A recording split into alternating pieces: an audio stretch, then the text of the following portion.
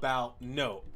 I know what Get Out, like, when we eventually heard the title, the title in the movie, Get Out, when Lakeith Stanfield is at that party with Daniel Kaluuya, and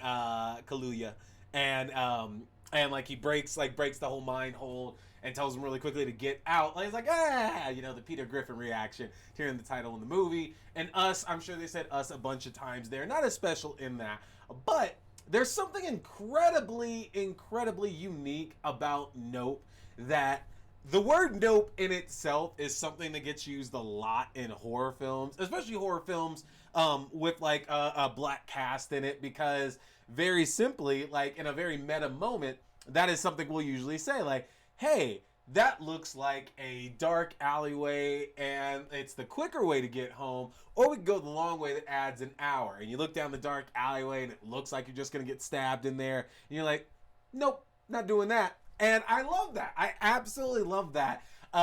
Like, that's the first thing that stood out about this movie to me, is the fact that it works so perfectly. And Jordan Peele absolutely plays that up in the movie, because numerous times throughout it, whether the characters are actually saying it, there are multiple situations in the film Nope to where the only thing that's appropriate to say in these situations really would be, nope, not doing that. And that is leading us here into my thoughts on Nope. Now, let me first throw this out here, y'all. You know my 10-year rule. So you don't have to worry if you're watching this right now or listening. You don't have to worry that I'm going to drop heavy spoilers for the film, because I want y'all to be surprised, especially if it's within 10 years. You got to be able to enjoy it, because this is still a movie, obviously, that hasn't even come out yet, depending on when you're watching or listening to this. I'm recording this still a few days before its release, but it's still a chance to see it in theaters. It's going to be obviously on streaming and on physical media within about a month and a half or so. So I want to make sure that y'all get a chance to really enjoy this. But that doesn't mean we still can't have fun watching this film. And we're given a very, very interesting start to Nope. We have our lead character. I don't know if lead character is the right word. We have one of our leads, OJ, played by Daniel Kaluuya, who is out tending to the horses on the farm that he runs with his father, played by Keith David, who is OJ Senior, and the idea is something drops down and kills OJ's father. Something just drops randomly from the sky and kills OJ's father. We know it's something weird. We have no idea what it is there, but something happens at the beginning of this movie to where objects fall from the sky and OJ's father is killed. Now, OJ, his father, and occasionally his sister run a business for movies and TV, just Hollywood studios in general, to where they basically run a horse farm and they lease out their horses for productions that might need a horse on set. So we see that OJ and his family have worked on various movies and TV shows, and right now they're filming a commercial. And that introduces us to OJ's sister, Emerald, who is fashionably late and has all these other side hustles going on there that she's trying to push and promote. And while, of course, she loves her brother and they love being around each other there, at the same time, we could tell that OJ is clearly not wanting to deal with his sister, as this is not an isolated incident. His sister clearly doesn't put much back into the business that OJ is trying to save. Now, that's, of course, the story of our two lead characters. We also feature local amusement park owner Ricky Jupe Park, played by Stephen Yeun, who you might know from, what's it called? I Say The Walking Dead. And I know that's obviously not a timely one, because the better idea would probably be to go with, I Say Sorry to Bother You, because I freaking love Sorry to Bother You, but it's Minari. Yeah, from Minari. But Stephen Yeun makes up the third of our leads in this film, who runs a nearby amusement park that employs some of OJ's horses from time to time, and is clearly also dealing with some of his own trauma from his childhood acting days as well too. And the story of Nope, as you've guessed from the trailers and what's been released, has to do with aliens. The idea is that, well, if you have a chance to catch the one thing on camera that can make you rich beyond your wildest dreams, How far are you willing to go to make that happen? And that's only one of the story threads that we're following here in Nope, but that's the big overarching story there, is that OJ and Emerald realize that they might have proof of an alien encounter, and their goal is to try to capture that as a way of basically taking care of themselves now that their father is gone and they don't have exactly the best business going with their Hollywood horse business that they're running. Now, they're joined by electric technician Angel Torres, played by Brandon Perea, who comes out to install numerous video cameras for them to have a better opportunity of catching glimpses of these aliens that are plaguing the Haywood farm. And I enjoy the fact that we don't really have to spend that much time going over trying to convince people of the reality of this. We don't exactly have a long runtime with this film. It's a little over 2 hours. You know, it's 135 minutes. And I know that seems long, but this movie moves like rather briskly. So I feel that had we spent too much time focusing on aliens are real, are they really aliens, etc., we would lose a lot of the movie. Especially when it comes to a lot of the character building that we get in the film, because there's still a lot of unanswered questions I had about Nope leaving it, that had we focused more on, okay, I gotta convince this person that aliens are a thing, probably wouldn't have worked out as well. What I will say though is that it's hard not to see the parallels to a film like Signs by M. Night Shyamalan, because Jordan Peele himself has been compared to directors and creators like M. Night Shyamalan before, who basically just came on the scene and just blew everybody away with just this succession of like numerous films in the horror, suspense, sci-fi genre that just blew everybody away. But then I feel that while he didn't crack under any kind of pressure, I feel the public just had these loftier and loftier ambitions for his own films that, in my opinion, weren't fair to put on, because I like the majority of M. Night Shyamalan films. I actually really, really do. It's more the high-profile ones that I don't really get behind, but I actually like the majority of M. Night Shyamalan films. And it's hard not to see the parallels with Jordan Peele, because Get Out and Us were such highs, especially in the black community, that a lot of people, I think, put that next effort from him way up here. It had to deliver because those first two delivered, and you can do nothing but make perfect films. And Nope is really, really good. It'll take a second watch for me to see if I would put it on the same level of an Us or a Get Out, but it is a really, really good movie. And I feel that, again, while this is going to be the most accessible film, I do think this will be the most accessible film to audiences out there, because even though it is a predominantly black story, unlike Get Out and Us, I feel that it's presented maybe in a more comfortable way for non-black audiences to take in, you know, however important that may be. Y'all can watch a movie, you know. But what I will say is that it's not hard to see the parallels between a film like Signs and a movie like this, to where there's some of the same continuity threads between like Signs and Nope, to where, you know, this family loses a family member and that kind of guides what they're doing the rest of the movie around aliens and their idea of trying to catch some kind of proof that these aliens exist as well too, and all these things they're going to get from discovering it. And while I will say that I didn't have the same kind of terror as I did in Signs, there was a different kind of terror in Nope for sure. It definitely doesn't have the same kind of scares that Signs provided, to where, like, you know, the hand under the door, alien just showing up, things like that, to where we're just completely freaked out. They have much different scares in Nopes for sure, including a really, really good sequence set earlier in the film, when the Haywood farm is besieged by some intruders. That really, really good at setting up the tension and the like some good fear earlier on in the story.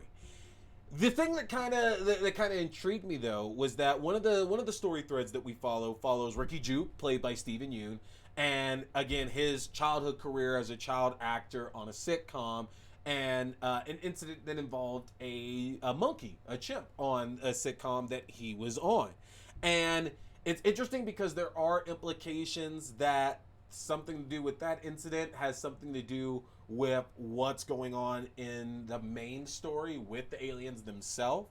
But we're not really given any kind of concrete proof. There's a lot of like pieces that you have to put together and kind of make the assumption for yourself, which is fine because I've never been a person who's had an issue like connecting those kind of dots for myself. But I do wish that if that was like not the downside or the lull, but if that was going to be like the one thread that didn't make a lot of sense to me, I do wish there were just a few more clues with that particular part of the storyline.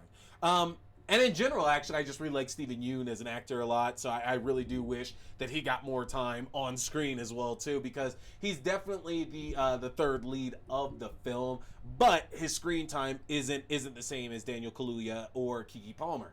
And that's not to say that I would sacrifice screen time with the two of them to get more with Steven Yeun, but I feel that he probably should have been included just a little bit more. And of course, there are things that I probably didn't pick up that on a second watch are going to make a hell of a lot more sense to me.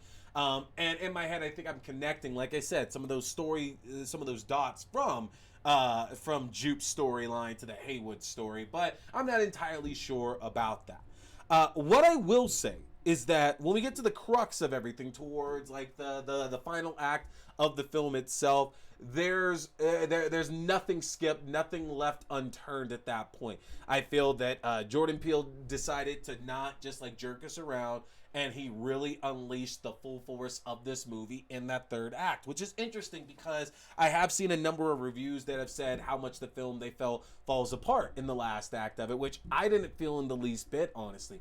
Honestly, I felt that the second half of the film actually was stronger than the first half because it validated so much of what happened in the first half of the film.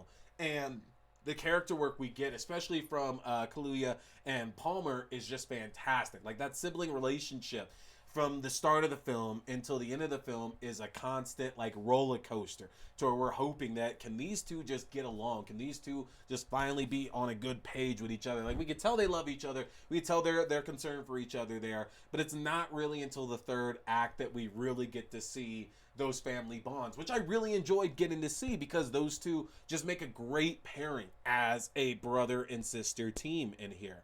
Now, in regards to the aliens themselves, I'm not going to say much about that because I do want this to be a legitimate surprise. But what I will say is that Jordan Peele absolutely took an approach, and he took a viewpoint that hasn't been used before with aliens, as far as I'm aware of, at least. He decided to do something incredibly unique with the aliens, and I really applaud him for that because I do feel that given what we all think, or at least what I thought Nope was going to turn out to be prior to seeing it, is very, very different from what ultimately ended up on scene. Like, without question, it's very, very different from what ended up on scene. And that's okay, because I like the fact that my expectations were completely turned on their head. They don't have to equal the same thing. I like being surprised like that, and Jordan Peele definitely brought a surprise to this for sure. And there were definitely a lot of social commentary in there, which Jordan Peele is so great at doing. And again, I can only point out what I feel that I picked up, because I know my friend John, who I mentioned, he got some different lessons out of the film for sure. And one of the ones that kind of stood out to me was earlier on in the film when OJ and Emerald are on this commercial set, and they're hired to bring one of their horses to do this spot for this commercial. And you know, OJ is very much telling everybody, don't do this, don't do this, don't do this. You need to listen to me. I'm the expert. And if you don't do it, something's going to happen. And it's hard not to get some real world parallels that the one person who knows what they're doing, and you've brought in this expert, that is what they're paid for, that is their job, and they're telling you not to do something, and you do it anyway, and bad shit happens, and then you're surprised and you're angry and you're upset. It's like, well, why? You were warned, you were told, and you still ignored it. You still decided to go a completely different route than what you were told. So there are absolutely some big lessons for sure in this film to pick up on, and that's just one of the few that stood out to me.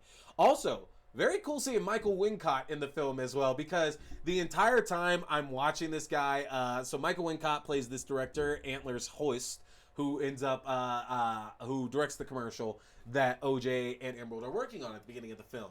And I couldn't tell until the end of the movie. It's like, this guy's voice, I know his voice, and I know he looks familiar, but I can't figure out why. And it was fucking Michael Wincott, who's so awesome. Robin Hood, Men in Tights, Robin Hood, Prince of Thieves, excuse me. I always think of Men in Tights, same fucking time. But a fantastic cast in this film. There is some terrifying imagery in it for sure. Like, there's absolutely going to be a few scenes that I feel some of you out there are just going to audibly gasp in the theater over it. But it's also still funny. And that's the one thing that I'm happy that Jordan Peele has been able to maintain, is that with all of his films so far, he's been able to keep that balance to where he can shock and surprise us, but he can also keep us happy and comfortable with the film as well, too. And I really enjoyed that he seemingly does that so easily. It doesn't seem to be hard at all for him to keep those two things together. So kudos to you, Jordan Peele, on another success. So with that, you guys have to go and check Nope out. It's in theaters right now, and I say that obviously if you're watching this within mid-July to mid-August, basically. It's in theaters. You absolutely want to check this one out here. It's perfect, and if you were a person who didn't really enjoy Get Out or Us, I think this will be a little bit more your taste. You're also insane if you didn't like either one of those films, but hey, more power to you for it. But definitely get to theaters. Go check out Nope, everybody. Hey everybody, I appreciate you checking out this video, whether it was a review, whether it was a new episode, whether it was an unboxing, an interview, or whatever else. I want to remind you, you can check out my separate reviews also on my YouTube page, and new full episodes go up every Wednesday night on YouTube at 8:30 p.m. Mountain Standard Time, and on your favorite podcasting platforms at 8 p.m. Mountain Standard Time. Don't forget to hit that subscribe button, like and share. My name is T. We've been talking scary movies. Stay scared.